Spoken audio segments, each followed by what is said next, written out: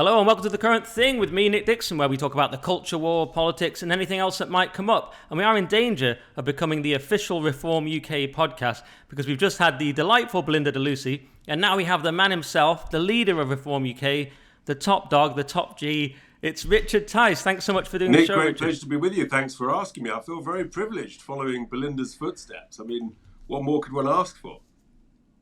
Yeah, she was very good, so you've got a lot to live up to, but I'm sure we'll do it. The only thing actually I got criticised for with the Belinda episode was that it was too much of a party political broadcast, so I might be a bit tougher today. I probably won't be full Andrew Neil, but maybe I'll be a bit tougher. But actually, the person who said that said they're still going to vote for reform, so I got you one marvellous. vote already. We'll count them all, one by one. Yeah, I hope it's not that bad, but I'm sure you're going to do well. So, quick softball question then to start with. Like, why did you get into not only politics, but the Reform Party specifically, and even more specifically, you wanted to be leader? So I've always had an interest in politics, really since actually sort of university days. And I mean, I grew up in the world of business, real estate, but I've just had it was one of my hobbies, really. I just always took a great interest. I did politics at A-level, did rather badly in that, actually, but I did much better in economics. And I really got stuck in around the mid to late 90s. I was recalling just the other day that I actually wrote to Gordon Brown back in 1997 a 3-page letter as to why we should not join the euro currency. And I'm very glad that he listened to me. And I did actually get a reply from the Treasury. So look, I've always had an interest in it. I've always had an interest in particular, the issue of being a sovereign nation state, the quality of decisions made, the quality of leadership. And that was one of the things that really concerns me about the EU, why I then became so keen on having a referendum and voting to leave the European Union. So look, it's been an ongoing interest. I've been lucky enough to be successful in business, and I always had a view that at some point I'd try and give something back and see whether or not I could shape and influence events. And one thing led to another. I was for a long time a member of the Conservative Party. I actually resigned in 2012 in horror at what I then thought was a rushed and strategically flawed strategic defence review by Cameron's government and just some of the austerity cuts they were imposing. And I said I would rejoin them when Cameron left. But one thing led to another, and of course, they completely failed on trying to deliver Brexit. So, and I set up the group called Leave Means Leave, which became, post the referendum, the lobby group for trying to make sure that we did actually leave and that we left properly. And that was the precursor to the Brexit Party, which obviously Nigel Farage set up. I was its chairman. Through 2019, we, without question, shaped and influenced events. And then the big question after that was what to do next. And should we trust Boris to get on with it and do as he said he would do, or should we keep a watching brief? And then COVID hit, and you never quite know things. But my uncle in the property world, he had a very simple expression. He said, Richard, if you want to be in the deal, you've got to be in the room. And the same applies in politics. If you want to shape and influence, you've got to be at the table, you've got to be on the ballot paper, you've got to be putting forward your views. And so we always had there was a big debate as to whether you should keep the Brexit Party name or move it forwards. And I've no doubt at all we made the right decision, because you've got to look forward to the challenges of tomorrow. And in a sense, the Brexit Party was a name of its time, but in so many walks of life, so many aspects of life that affect millions of people, it's actually much bigger than the Brexit issue. So that's why reform is I think it's such a critical name that it's a bit like the old WYSIWYG in computing terms. What you see is what you get. The country's got multiple challenges. We'll talk about those. And in many senses, reform is needed throughout the whole way that the UK is run, managed and led, frankly. Yeah, I wonder if the word revolution is more what we need, but that perhaps sounds a bit too lefty. That's a bit too radical, a bit too dramatic. But the key thing is, that you've got to have a seat at the table. And democracy works best for the voters, for the people, when there are more options. The big challenge for UK politics, and I think this is why so many people sort of out there saying, well, I don't really like either of the main two parties. I feel politically homeless. And understandably, we're a new brand, and like any new brand in any business, charity sector, whatever, it takes time for people to hear about you, however much money you have or haven't got. And so people are gradually hearing of the name reform, and we're making real progress. 2 years ago, no one had heard of us. We're at 0 in the polls. Here we are, and we're polling third equal largest political party, 8-9%. In some regions, we're at 10% plus. So we're the party with momentum. People are looking at what we've got to say, what we stand for. And I knew we were making progress the other week when someone who was considered himself left of centre, he said to me, do you know, Richard, I'm really troubled. I read your manifesto, your sort of policies the other day on the website, and it worried me that I actually agreed with quite a lot of them. And in a sense, that shows that actually a lot of what we say is just common sense solutions to the problems that we all face. Yeah. And by the way, you said we're the party with momentum. That's another word you can't say, of course. Got to be careful. No, it's another lefty. They've appropriated it. I like that word because it's moving forwards. It's got a sense of action to it. And I'm a man of action. I'm not a man of waffle and sitting around. Okay.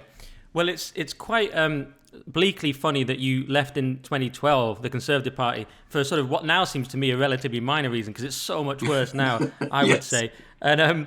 And just on that point about polling, I've seen recent polls where you're at 10%, and of course this is without even Farage being involved. Who has his name recognition and so on. You have some name recognition, obviously, but it's like people. It's, as you say, it's a new brand, but still, that's incredibly impressive. And that was partly to do with the collapse of the Tories. Well, the implosion around Boris Johnson and then Liz Truss, the kind of double coup, whatever you want to call it, and then it seemed like that was the time for reform to come in. Now, has that slightly dampened down with the sort of Rishi doing kind of reasonably well and sort of he's doing okay-ish? Look, we had a huge surge of increase in support when the Liz Truss government essentially collapsed, and we could track it daily. The growth in members and interest and donations from when Kwasi was sacked and Jeremy Hunt was appointed, when Liz Truss was dismissed, and then the mini budget that Hunt put through, and then the lawful immigration numbers that came. We could track all these points. And the truth is, nothing's changed. Yes, Sunak's, in a sense, calmed things down, but he hasn't actually done anything. No one knows what he stands for. There's a lot of talk, but that's what the Tories are always good at. They're good at talking. But where's the action? Where's the delivery? And it's easy to forget. We've had 13 years of this talk and waffle and spin, and the country's never been in a worse state in living memory. We've got the highest taxes for 70 years, the highest government spending ever. We've got regulations, nanny states. We've got the lowest growth decade. We've got the lowest growth forecast that any of us can remember. Wow.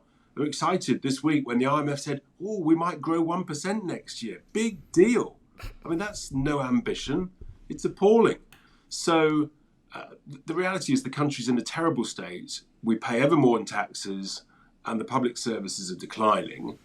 And I say to people, look, we've got to rescue the country. We've got to save the country. And I coined the expression con-socialist Tories because that's what they are. They stand for high tax, high regulation, low growth. Well, that's the same as the Labour Party. There's two sides of the same socialist coin. Yeah, absolutely. So in terms of how reform would actually tackle that, and I've had a bit of a look at your manifesto, or at least what you've got on your website, and the sort of key bullet points are lower taxes, secure borders, cheaper energy, zero waiting lists, obviously meaning the NHS. But there was some criticism when you released something in January where Steve Edgington tweeted that Reform UK launched a 2023 plan this morning. Immigration was featured on the third slide and was the 16th bullet point. And I had a look at your manifesto and it was still sort of down at page 20. And I'm just wondering, is this an attempt to kind of appeal to sort of, lefties, centrists? Are you kind of sort of not foregrounding the social conservatism and trying to sort of say, hey, we're just the competence party? Look, there are multiple challenges facing the country. Immigration is a really significant one because it impacts life in many, many ways. And I'll be making a very significant announcement this Saturday at our spring rally, our biggest ever event. We've got some 800 people coming on both lawful and illegal immigration. And look, it's incredibly important. And I think people will like what we have to say. I'm sort of keeping my powder dry. So those who are listening, listen up to what we've got to say this Saturday at our spring rally. It's very significant. But there are, over and above immigration, which, as I say, impacts on many, many things, both lawful and the appalling illegal immigration. And we're the only party with a clear, bold plan that would stop the boats. We've got to face into the other issues. How do you get the economy growing again? How do people keep more money? How do they pay the bills? How do we get energy down? And so on and so on. But on, as I say, watch this space on lawful immigration. But our policy on stopping the boats is a clear 6-point plan which would stop the boats. I know it works because it's what Australia did. I've literally copied almost word for word what they did with a couple of exceptions. And that's it. The first point is you've got to declare a national security threat, which you're entitled to do under the UN 51 Convention, Article 9. Only this week we've heard about ISIS terrorists amongst the hundreds of criminals that have been coming over. I'm the bloke who broke the story about the Albanians last August. So I'm doing a lot of that. That's the first thing. The second thing we've got to do is leave the European Convention on Human Rights. You've got to make sure clear that nobody who comes here illegally will resettle here, absolutely zero. You've got to set up offshore processing centres and do it properly. That's the fourth thing. And the fifth thing is, look, the Home Office is broken. It's not fit for purpose. You've got to set up a whole new Department of Immigration, staffed by people who believe in the cause of secure borders, knowing who's coming in, knowing who's going out. Not rocket science, but that's what's got to happen. And then the sixth and final thing, which we're entitled to do under existing international legislation, is you've got to pick people up out of the dinghies safely and take them back to France. And the moment you do that, you stop the whole business model. It's game over. Literally game over. That's our version of what the Australians did, which was the pushback policy. And it worked for them. It would work for us. We're entitled to do it under existing law. The French might be a bit grumpy, and they can take it to the international courts. That might take a year. The problem would have been sorted within a fortnight because there's no business model. You're not going to pay $5,000 to be picked up in a dinghy and taken back to the French shores.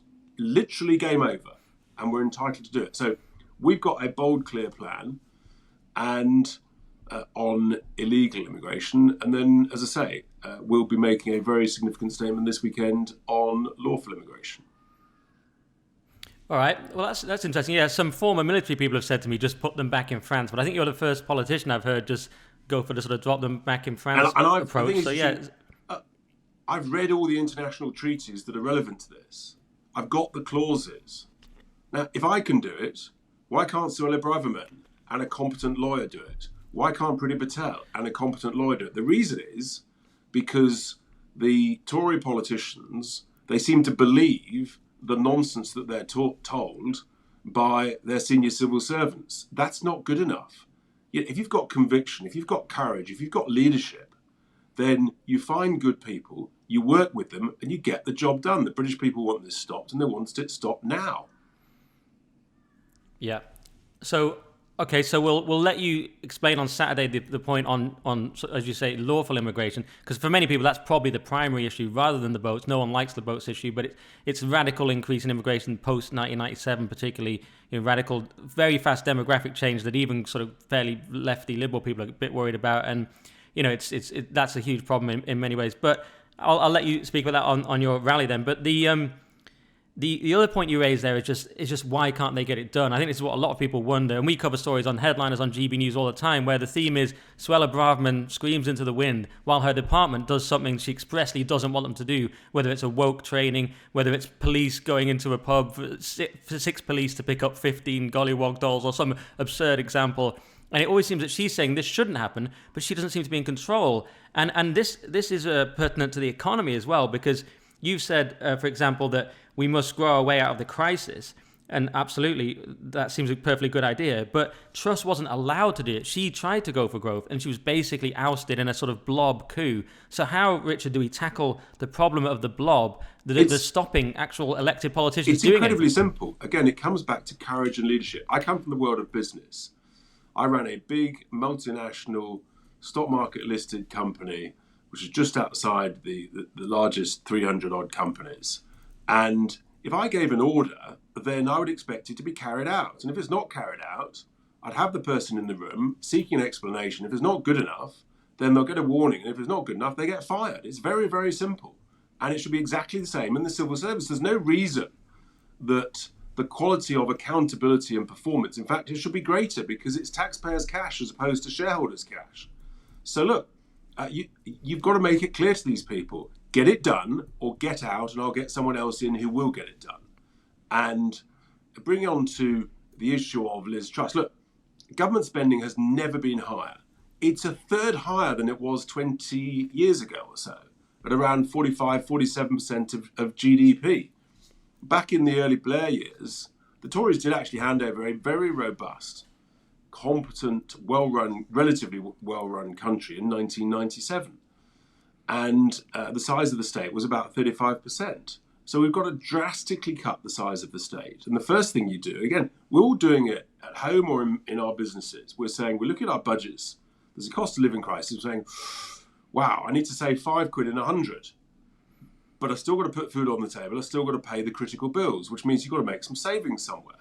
Well, what I would say to every manager of every single spending department, in every quango, local authority, government spending department, hey folks, you're going to save £5 in 100. And if you don't, you're fired, right? It's their job to do it. They've got to find the savings. They've got to cut out the waste, but they're not allowed to touch in the critical frontline services. And guess what? That's quite a lot of money. It's 50 billion quid, right?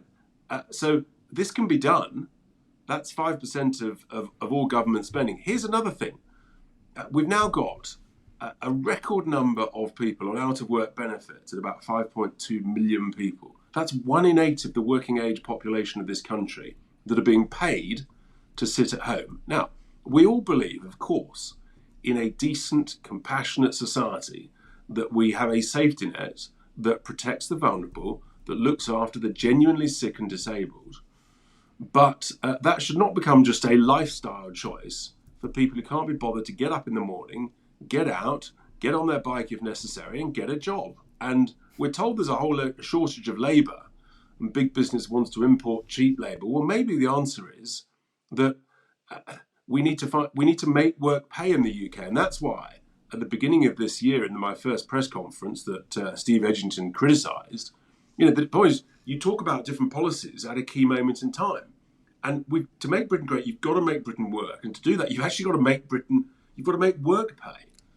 And that's why our critical economic policy is to lift the threshold before you start paying income tax from 12.5 grand a year to 20 grand a year. That's an extra 30 quid a week in the pockets of everybody. That's real cash. That frees up 6 million people from paying any income tax whatsoever. The Tories want to do exactly the opposite. They've frozen the thresholds, so they're going to drag in another 3 million of the lowest paid over the next 3 or 4 years into paying income tax, which is absolutely appalling, completely the wrong thing to do, because benefits are tax-free. So if you increase benefits by the rate of inflation at 10% and it's tax-free, don't be surprised if a whole load more people suddenly realise that they're better off net at the end of each week going on to benefits.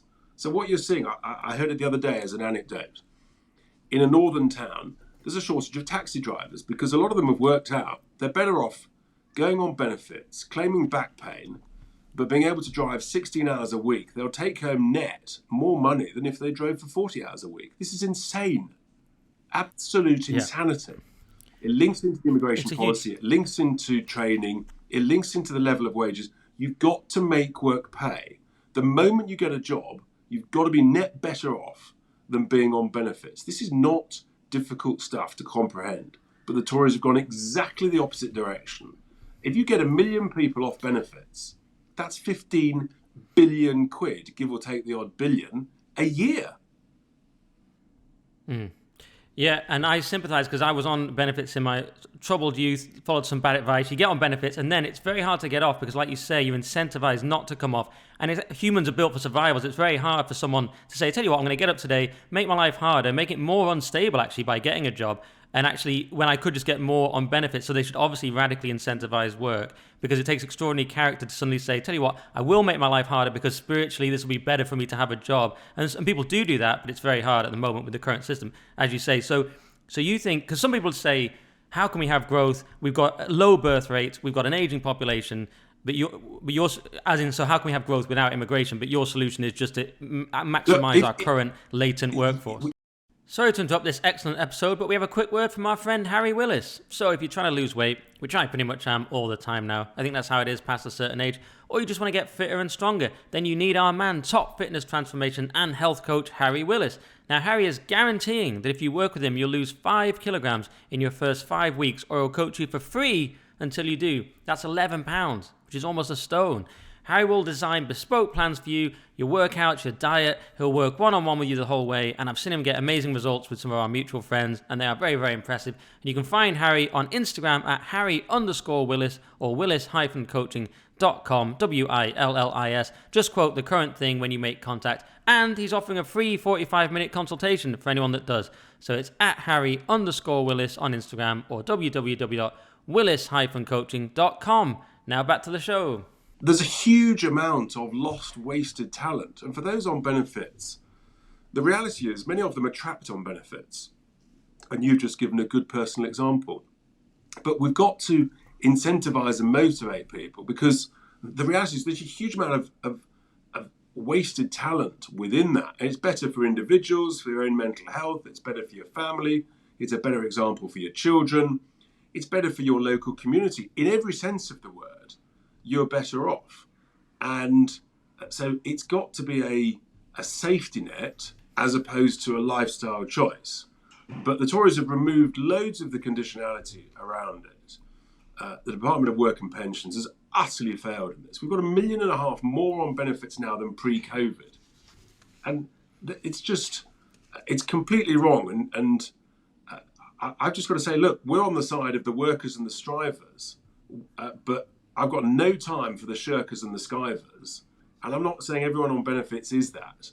There is an element of that. And there's an element of people who are trapped in it. And there's got to be some carrot and stick, which has got to be made very, very clear. And if you get 2 million of those people off benefits, that's 30 billion quid a year. That pays for the vast majority of our tax threshold increase. So there's huge savings to be made everywhere by making the UK work and perform, but it requires proper leadership, proper accountability, and sometimes, do you know what? To make an omelette, you've got to break some eggs. Okay, well, economics is not my strong suit, but you did say when you're talking to Peter Whittle that we have these amazing assets in this country. So my broad understanding is we're a sort of tertiary service-based economy. So what are our amazing assets as a country? Look, first of all, actually, it's people. A nation, any business or any country, its greatest assets are its people. But you've got to motivate that people, and you've got to incentivize hard work. You've got to incentivize risk taking. You've got to make work pay, as I've just been touched on. The late Lord Nigel Lawson obviously just sadly passed away, but in the 1980s, he and Margaret Thatcher, they transformed the UK. All of a sudden, by making work pay, by cutting taxes, cutting unnecessary regulation, incentivizing success and reward and risk-taking. And guess what? We had high growth for a couple of decades as a result of it. But under the last decade or so, the Tories have been raising taxes, raising regulations, and growth has declined. The two are completely linked. So the key asset of the nation is its people. But you've got to create the right framework for your people to thrive. And you can talk as much as you want about education and skills and all of that, but just keep it simple. Make work pay. The moment people see they've got more money at the end of the week, end of the month, in their pocket, and that the harder they work, the more they'll keep, do you know what? All of a sudden, there's a huge amount of progress. And look, we're leading happily, we're leading longer, happier, healthier lives, which means people can work much longer through their life. And with Zoom and all this stuff and technology, older people can carry on working. There's all sorts of opportunities. So look, I believe that we've got great hope, great opportunity, but you have got to trust the people. You've got to unleash that talent, unleash that incentive for work. If you pay people too much to sit at home, then don't be surprised if that's what happens. And it's very simple. There's no such thing as a free lunch. Okay, because we talked about hope there and the assets of the country, maybe I'll ask a question. I like to ask a lot of guests whether our country is basically finished, because I wrote a Substack article basically saying it was, nickdixon.substack.com. And a lot of the young people I speak to particularly have a sense that, for example, they're never going to get a house. You know, I was speaking to Callum on another podcast. He does the show Loads as He Is, and he went to places like Afghanistan. He went to Russia. He's traveled all around the world, and it's called dark tourism. And he came back and he said to me, "Do you know what, Nick? Those places have got some problems, but in Britain, I can't even buy a house. I'm 27. I've saved my money all my life. He lives in a cheap area, low rent. He's done all the right things, but he can't even see a chance he's ever going to own a house." And that's obviously just one example. So Reform Safe, the first words of your manifesto, as a nation we have so much potential, so much we should be optimistic about, we can make Britain great again. But you've also said that we're heading towards this waterfall where it's kind of over. You've even said we're within a decade of the whole thing being lost. And I don't know if you mean socialism, if you mean anarchy in the streets. I'm not quite sure I'll tell you meant, exactly what it means, because it links to what I've been talking about making work pay. And that's a great example, traveling around the world.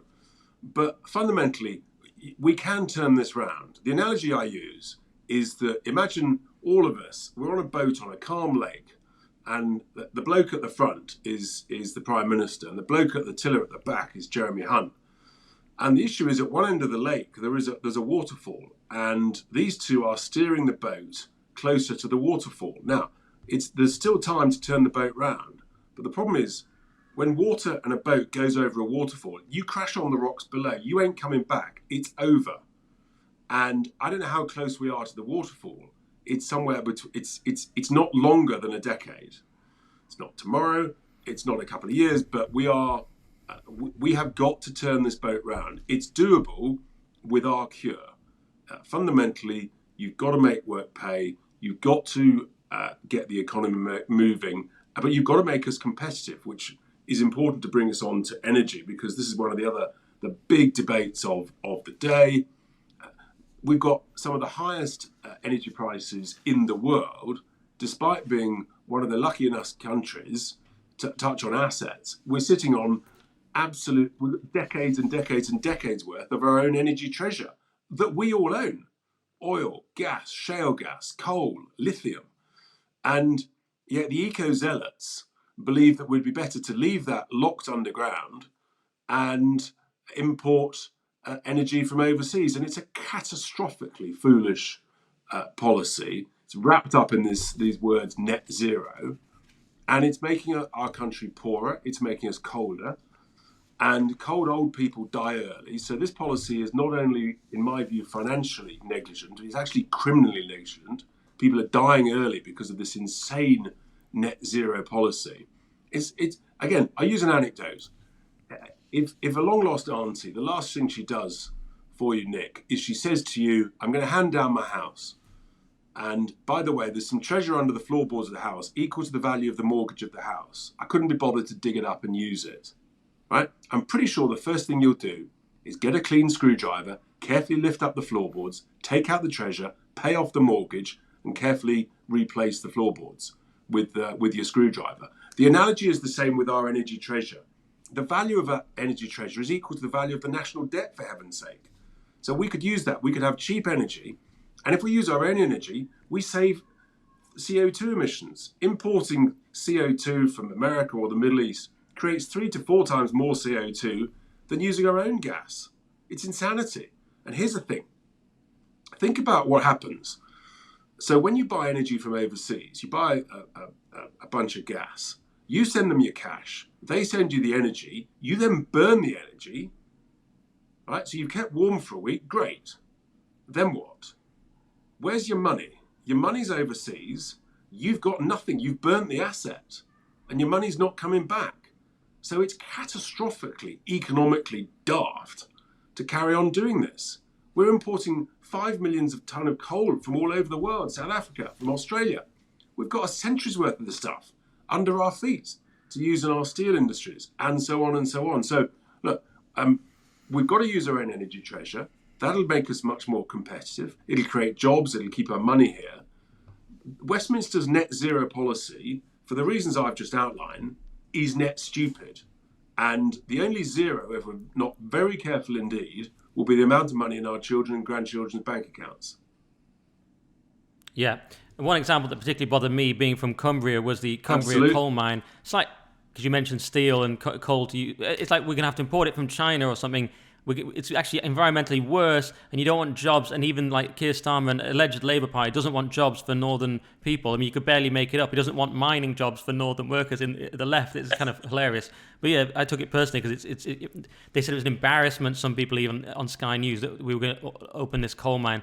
So it's very frustrating, to say the least. But with net zero then, what do you think the motivation is? Because, there are all kinds of speculations, but is it just they're captured by this climate ideology, or is there something more sinister, or is it stupidity? If you don't understand something, follow the money.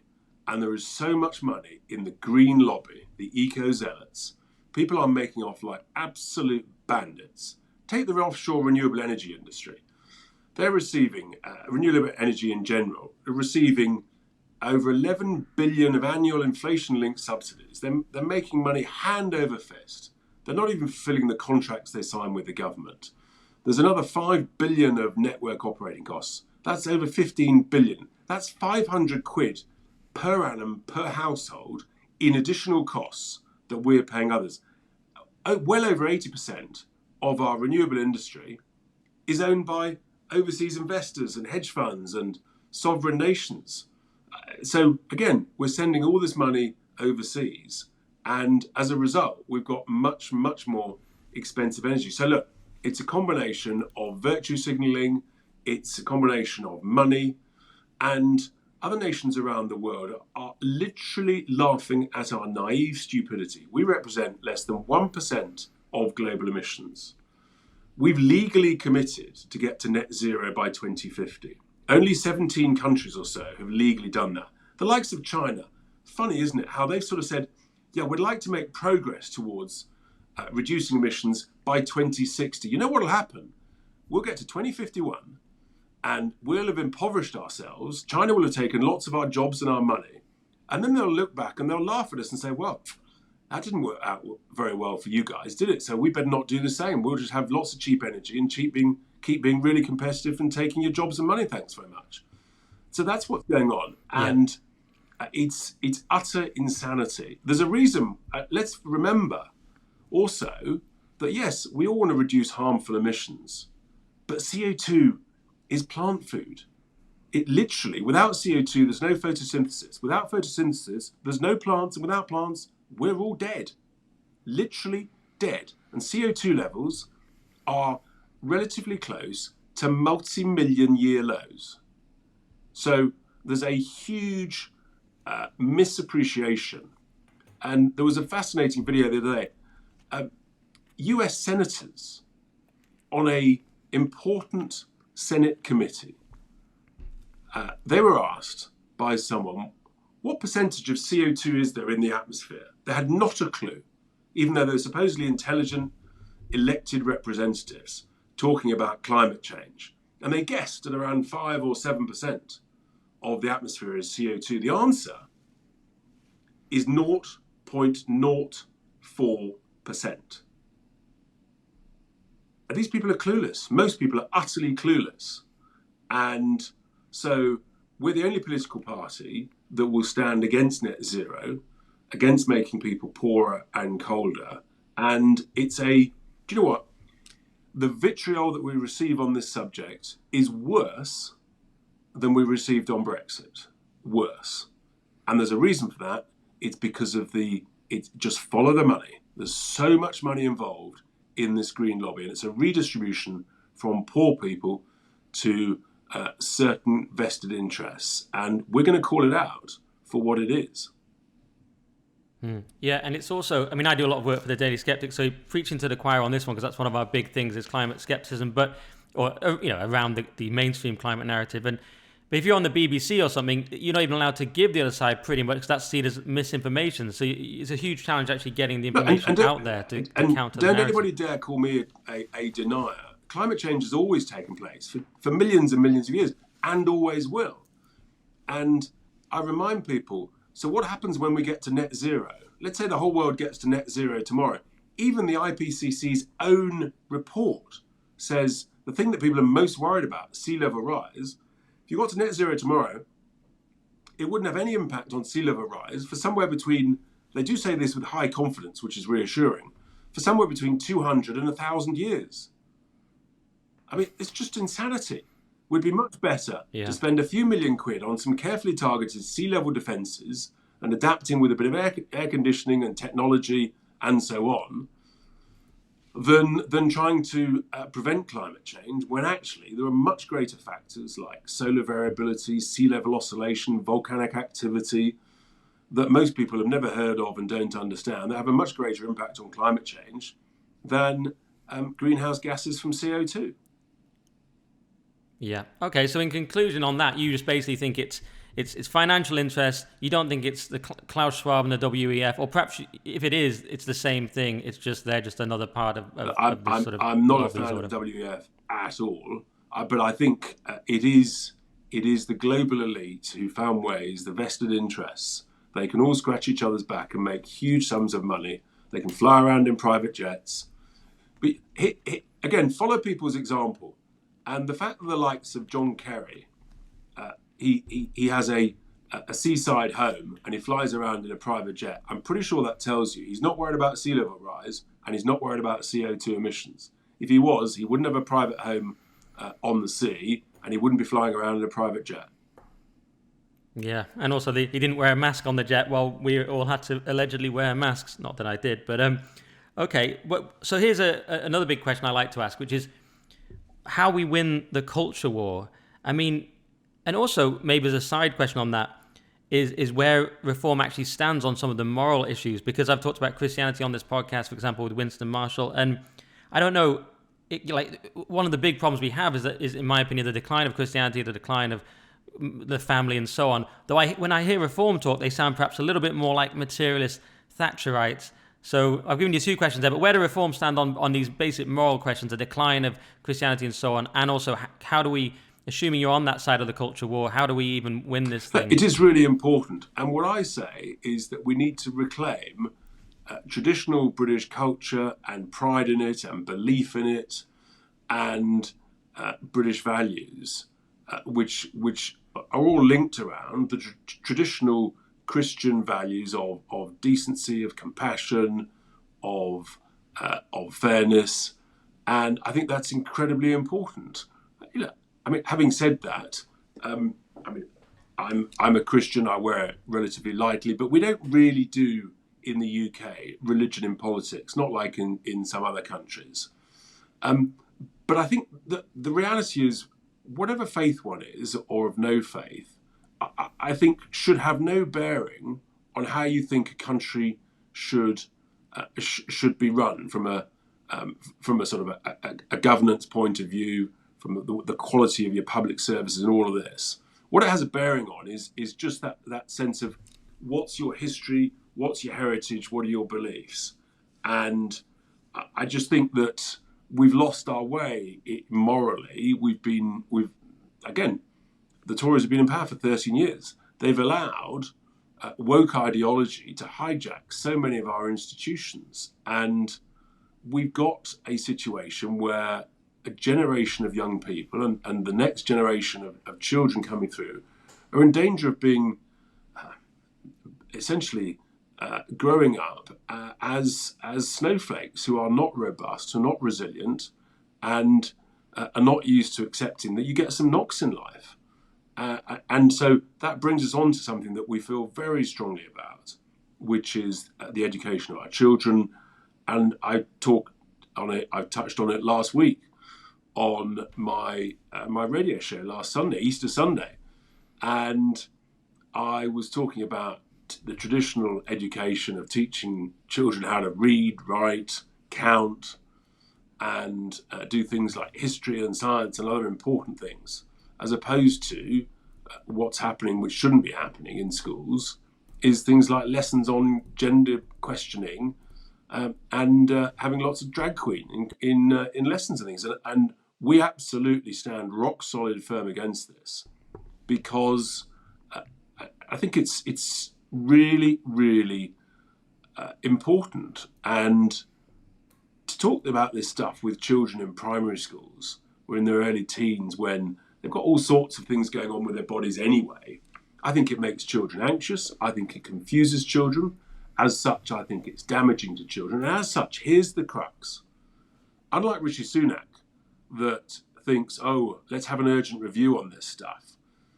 And his definition of urgent is, please give me a report on my desk by the end of the year, which in civil service language means the end of the following year. Look, I don't need a civil servant to give me a report on this stuff. I know the difference between right and wrong. I can tell you within a week that this is a safeguarding breach under existing safeguarding laws. And if I was running Ofsted or running the country, I would make it very clear to every head of every single primary and secondary school under the age of 16, there is no teaching of this stuff. And if there is, you're in breach of safeguarding, you'll probably lose your job. It's not good enough. It's unacceptable. Sorry to interrupt, but I actually have an advert for myself here, because I have a massive live event coming up, guys, called the Weekly Skeptic Live, May 20th at the Emmanuel Centre. You'll probably know I do a podcast with Toby Young called The Weekly Skeptic. It's one of the fastest growing podcasts around. It's actually in the top 1% of podcasts in the world in terms of audio downloads after just 30 episodes. So thanks to everyone that listens. And so we're now branching out and doing a live episode at the Emmanuel Centre. Me, Toby Young, Will Jones, editor of the Daily Skeptic, doing bants, doing serious stories. There's an audience Q&A after. It'll be a lot of fun. So make sure you come. Go to eventbrite.com and search for The Weekly Skeptic, or go to dailyskeptic.org, and there's a banner at the top. Make sure your ad blocker's off. Click the banner. Go to that event, and it's £25, May 20th. Hope to see some of you there. Now back to the show. So your answer to how we get rid of wokeness from institutions is basically a sort of hardline approach, because you spoke earlier about if I was in government, I'd just tell the civil service to get in line, hit these targets, or you're sacked. But we have had people like, for example, Sajid Javid seems to have done quite well in business. Rishi Sunak seems to have as well and be quite a competent person. But they get in there and they find that the blob, and I know people in the extended blob like the Bank of England and other institutions, and they all hate the Tories and so on. They're all sort of quite radically left now, strangely, even though they're sort of worded with neoliberals not long ago. So it's very strange, kind of, they've adopted woke ideology. And they're so against the government that they can't get anything done. But how is it that you've got a great business background, but so have some of these people? How would you come in and sort of get rid of wokeness from all these institutions? Because they didn't fight hard enough. I mean, take Sajid Javid, a nice guy. I know Sajid, but the reality is that he always got turned. He allowed himself to be turned, as opposed to making it clear who was the boss. And these people were elected on an 80-seat majority with. You just got, in our manifesto, it will be abundantly clear. This is the plan. This is what's going to happen. There is a structural problem which needs to change, which is we should have a situation where when a new Secretary of State is appointed, they can bring in 10, 15, 20 senior people from the private sector to help run that department and to drive through this stuff. And it should be within our culture that if you're called to public service, rather like in the States, it's a public duty. If you've been successful in any walk of life, if you're called to give service for 3 or 4 years to your country, then that's what you do. And it's a matter of patriotic pride, and we should have that here in the UK, whereas instead we've got two like parallel railway lines between the private sector and the public sector, and almost very, very little crossover. So that's one of the things that I think needs to happen. But it just requires absolute rigid determination. And look, I said earlier, to make an omelette, you've got to break some eggs. And to get this done, a whole bunch of people have to be fired. But it is so serious. I'm just in the business of telling it as it is. And if you don't like it, frankly, go and get another job. Yeah, so I wonder with the Tories, if they were just too soft and fail to understand the scale of what's happened with this sort of stealth revolution we've had, or if they just slightly believe in it themselves. I think, look, the Tories are a huge coalition, and many of them really are social democrats. or Liberal Democrats. They're not actually, they're not of traditional conservative with a small c values. And that's incredibly important. And I think some of this stuff is, one of the ways through this, you actually got to legislate on some of this stuff in order to protect these institutions being taken over. Ron DeSantis, the governor of Florida, has done this. He's introduced a parents' law to prevent some of the nonsense in education go on within Florida. And I think we need some legislation here for that. But there isn't time. We can't wait years to introduce that. That's why you've got to declare some of this stuff an immediate safeguarding breach. And that brings an end to it. And so that's really important. And then the other point about the civil service is it's way, way, way too big. Frankly, I'd like a civil service that was half the size and produced double the output. And when you look at some of the rise in sickness levels in the civil service and the public sector, just come out this week, something like 35% increase in sickness levels from 2022 compared to 2021. I mean, hang on, what's going on here? That's not happening in the private sector. I mean, this is just absurd. So there's an absolute collapse in productivity directly linked to the allowing people to work from home. And this stuff's got to stop. If you want to work from home, maybe you should take a pay cut because you're saving a whole load of cash. You haven't got to travel into work. You haven't got to buy sandwiches from the local sandwich shop, and so on and so on.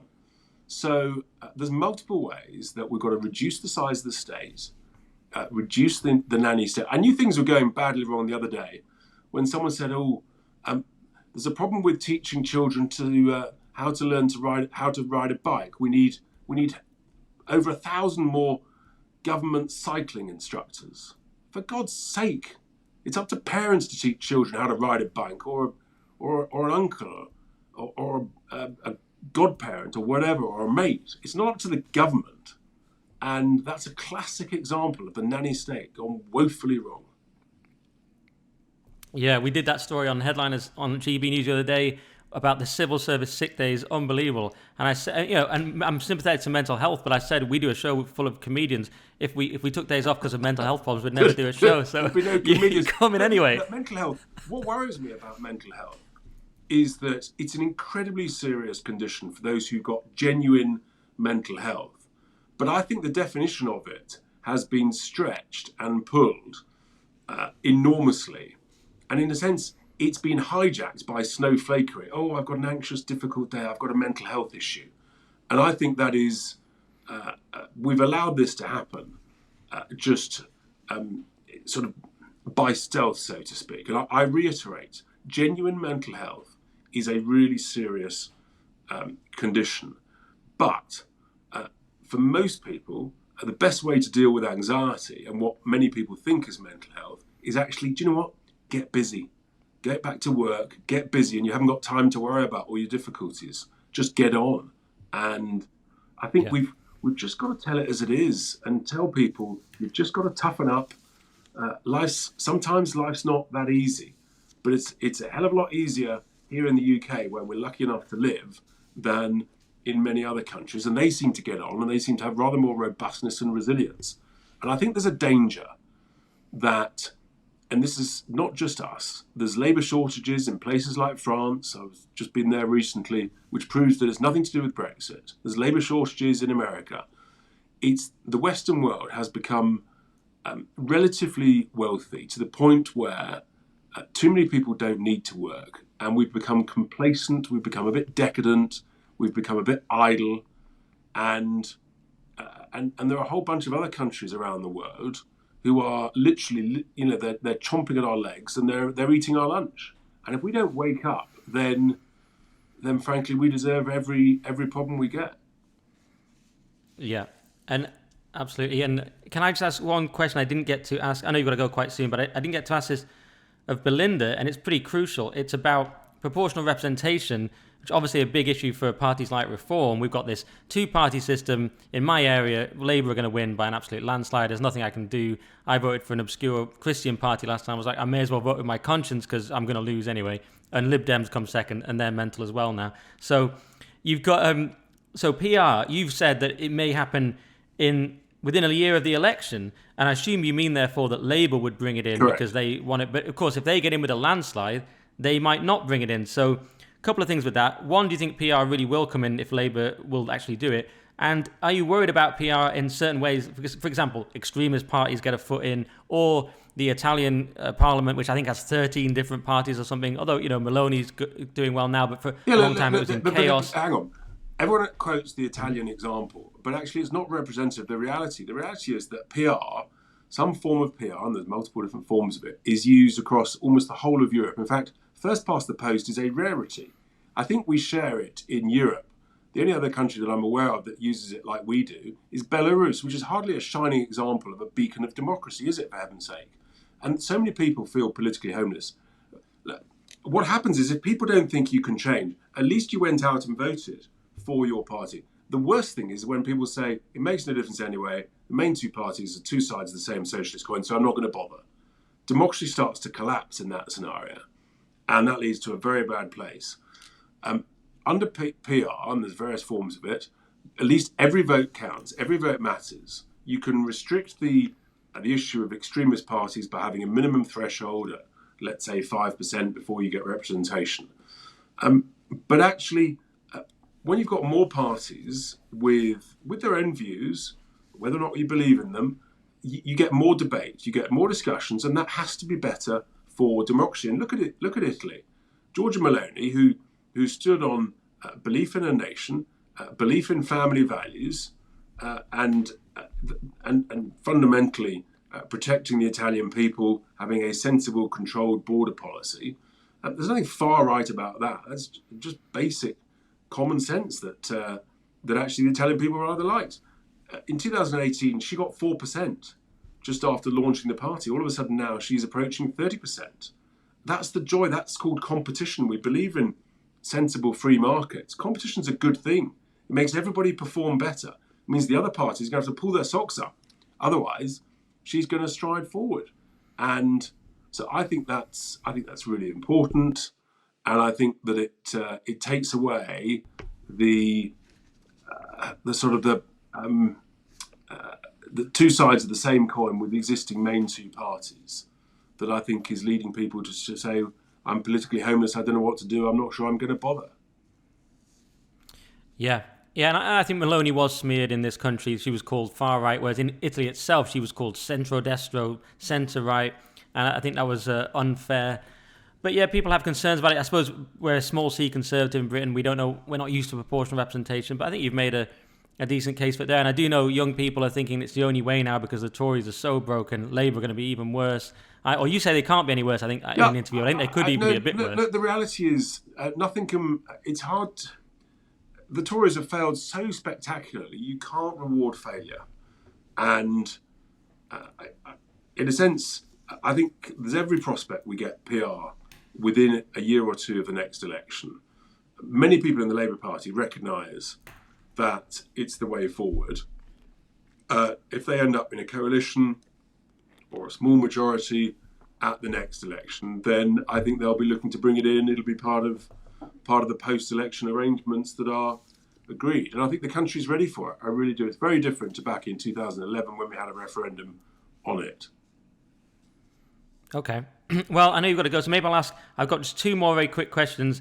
One is the massive area we didn't touch on, but with the NHS, you've actually given a target, which Rishi hasn't done. He's just said he'll get waiting lists down. You've said 0 waiting lists in 24 months. You're talking about a voucher system. If you can't get seen, I believe it was in 3 weeks by a GP, you go private. And if you weren't seen in 9 weeks by for an operation, you get one. Correct, you get a voucher. You go private. And the whole point of that is actually, this is what the Labour Party did in the early 2000s. And they got waiting lists down to very little level. The NHS needs fundamental reform. Of course, it'll always be free at the point of delivery, as it is, by the way, in most Western nations with all sorts of different healthcare systems that are not based on the NHS. But they've got a staffing crisis. We produced a healthcare plan before Christmas, how you retain staff and attract back staff who've recently departed. Again, using the tax structure to massively incentivise people. So there's a way to deal with the staffing. I set out how to pay for it. But yeah, fundamentally, it's very simple. You've got to put power in the hands of the people rather than the bureaucratic blob that runs the NHS. And the moment you have some form of voucher system, like we've talked about, and of course there's details to be worked through, then all of a sudden it's the individual, and we polled it, 81% of people don't care who treats them as long as they sort the pain, deal with the agony, and get the job done. So we've got to open up much more non-NHS independent healthcare capacity. And the moment we do that, all of a sudden, operating theatres will be used at weekends, and you build up the capacity, and that's the way forward.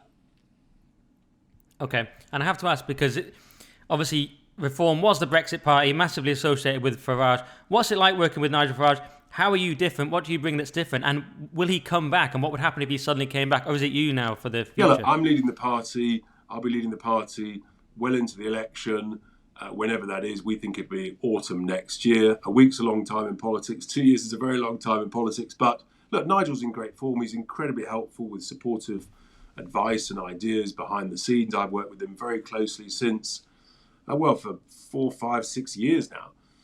Time flies when you're having fun. And of course, everybody's different. Thank heavens, it'd be boring if we're all the same.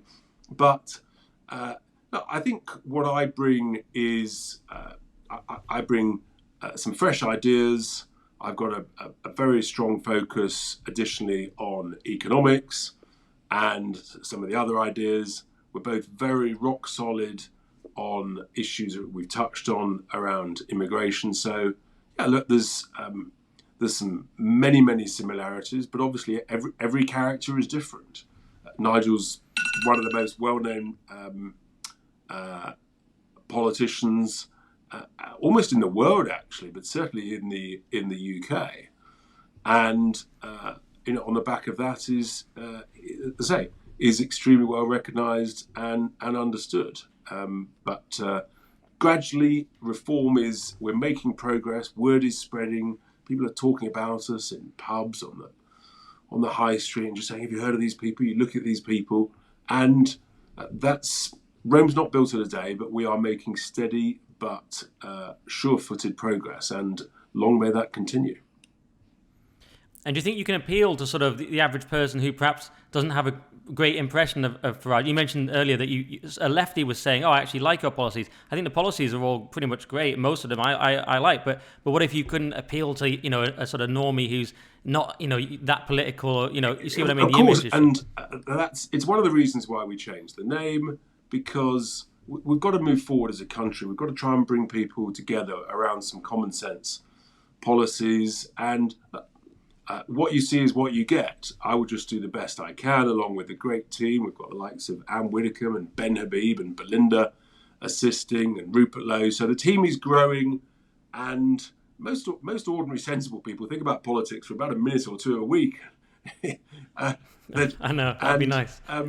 So as they hear about us, they'll take a look and they'll form a view. But as I say, the key thing is that people hear about us, they look at what we stand for. Some will like it, some won't. That's the joy of democracy. But at least the option's there on the table. That's the most important thing. And I say to people, what you see is what you get. There's no flip-flopping here. We've got a clear, courageous, bold understanding of what needs to be done to save this country and to make it great again. And that's what we're going to try and do. All right, brilliant. Well, thanks for that, Richard. Last question, just because you mentioned him, Ron DeSantis. Are you Team DeSantis or Team Trump? I'm guessing you're not Team Biden. I'm definitely not Team Biden. It's going to be fascinating what happens. And it'll ebb and flow. Obviously, it takes a huge amount of time. But assuming DeSantis does stand, then, although despite what the polls say currently, I think that Republican voters will say who's got the best chance of beating the Democrats. And that's the reason why I think ultimately DeSantis would prevail against Trump if it was essentially a sort of a two-horse race in the Republican primaries. But goodness me, it's going to be a very loud, noisy battle, that is for sure. But DeSantis' track record in Florida, no one's perfect. Of course, he's made some mistakes and he'll make some more. But his track record of operating in Florida through the lockdown and on things like education, I think is well worth looking at and deserves a lot of credit. Okay, so it's a Team DeSantis vibe there. I'm slightly more Team Trump, but all right, fair enough. We had to disagree on something. I hope it was a bit tougher than the Belinda one. It was still not too tough. And of course, Nigel's Team Trump as well. But I think, in fairness, all right, what Trump did achieve just before he lost was actually, even those who didn't like him, he achieved so much more in foreign policy terms than anybody gave him real credit for, and one shouldn't forget that. So, he had his track record of delivery. There was much that he didn't, but we will see. Watch this space. Yeah, we had North Korea, we had no war in Russia, we had all sorts of things, but the image of Trump, he's just the boogeyman for a certain side, so it's very hard to get, as we were talking about, image problem. But that's why you're now Reform UK, and hopefully you're going to get some new voters. Maybe we'll get some votes from this. All right, Great. Thanks so much for doing this. Thanks very much for listening. Thanks a lot. Well, that was Richard Tice. Seems a pretty impressive guy to me, but would you vote Reform? Let me know in the comments. And while you're here, click subscribe, hit a like, it only takes a second. Or if you're listening on audio, give it a 5-star review, very, very quick and easy to do. Or write a review if you're so inclined. And I'm just going to read one out now. We had a great review here from JWE22. And this person says, Common Sense is back, becoming one of my favourite podcasts, often reminding me that the establishment are completely out of touch. Very on theme with today's show, I would say. Anyway, thanks for listening, guys. Tell everyone about the podcast. We've got loads of great episodes coming up, and we'll see you next week.